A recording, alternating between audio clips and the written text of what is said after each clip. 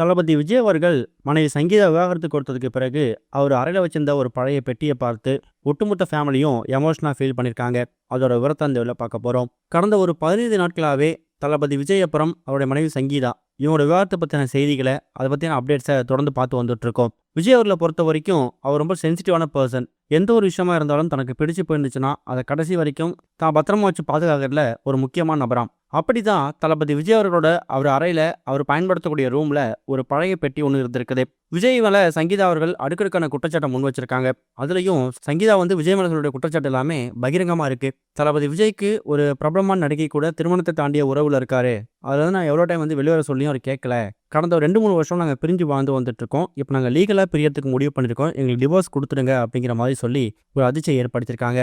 இந்த மாதிரி சுச்சுவேஷனில் தான் தளபதி விஜய் அவர்கள் தன்னை நீலாங்கரை வீட்டுக்குள்ளே உள்ளே போகிறதுக்கு அனுமதிக்க மாட்டாரு அப்படிங்கிற மாதிரி மறுபடியும் சங்கீதா ஒரு மனு தாக்கல் பண்ணியிருக்காங்க.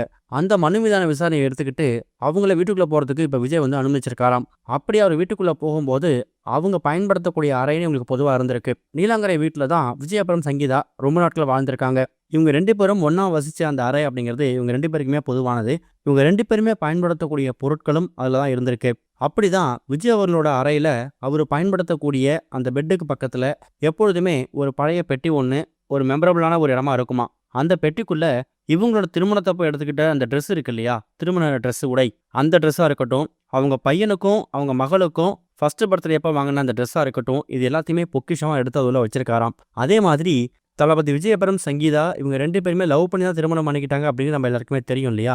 அப்படி திருமணம் பண்ணிக்கிட்டப்ப லவ் பண்ணப்போ எடுக்கப்பட்டிருக்க எக்கச்சக்கமான ஃபோட்டோஸ், அதே மாதிரி லவ் பண்ண சமயங்களில் சங்கீதா விஜய்க்கு கொடுக்குற திருமண பரிசு, காதல் பரிசு, இது எல்லாத்தையுமே அந்த பழைய பெட்டியில் வச்சு பொக்கிஷமாக பாதுகாத்திருக்காரு.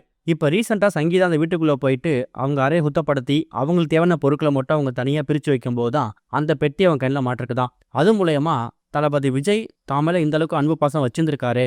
ஆனால் நடுவில் ஏற்பட்ட சில குழப்பங்கள், மனக்கசப்பு காரணமாக தான் அவர் பிரிஞ்சுட்டார் அப்படிங்கிறத ரியலைஸ் பண்ணி தான் மனசை கல்லாக்கிட்டு தன்னோட பொருட்கள் எல்லாத்தையும் பத்திரப்படுத்தி தனியாக பிரித்து வச்சிருக்காங்க. என்னதான் தான் மனைவி தான் மேலே விவாகரத்து மேலே வழக்கு போட்டு அதே மாதிரி ஒரு நடிகை கூட திருமணத்தை மீறிய உறவுன்னு சொல்லி பல வழக்குகள் போட்டிருந்தாலும் தான் மனைவி தனக்காக கொடுத்த பரிசுகள், தான் பசங்களுக்காக அவங்க 2 பேரும் பார்த்து அவன ட்ரெஸ்ஸு, இது எல்லாத்தையும் இப்போ வரைக்கும் அவர் பொக்கிஷமாக தான் பாதுகாத்து வந்துட்டு இருக்காரு. உண்மையோ பொய்யோ விஜய் மனைவி சங்கீதா சொல்கிற மாதிரி விஜய் அவரோட ட்ராக் டைவர்ட் ஆகாமல் அவர் கரெக்டாக ஃபோக்கஸ் பண்ணி போயிட்டு இருந்தாருன்னா இன்னைக்கு சினிமாவில் உச்ச நட்சத்திரமாக இருக்கக்கூடிய அவர் அரசியலில் உச்ச நட்சத்திரமாக இருந்து அதே சமயம் குடும்பத்திலையும் ஒரு சிறந்த தரனாக இருந்திருப்பாரு அப்படிங்கிற மாதிரி எக்கச்சக்கமான கருத்துக்களை பதிவு பண்ண ஆரம்பிச்சிருக்காங்க. இது வரைக்கும் கனெக்டிங் டிவிக்கு சப்ஸ்கிரைப் பண்ணனா மறக்காமல் சப்ஸ்கிரைப் பண்ணிக்கங்க. உடனடி அப்டேட்ஸ் பெறுவதற்கு நோட்டிஃபிகேஷன் பெல்லையும் கிளிக் பண்ணிக்கங்க.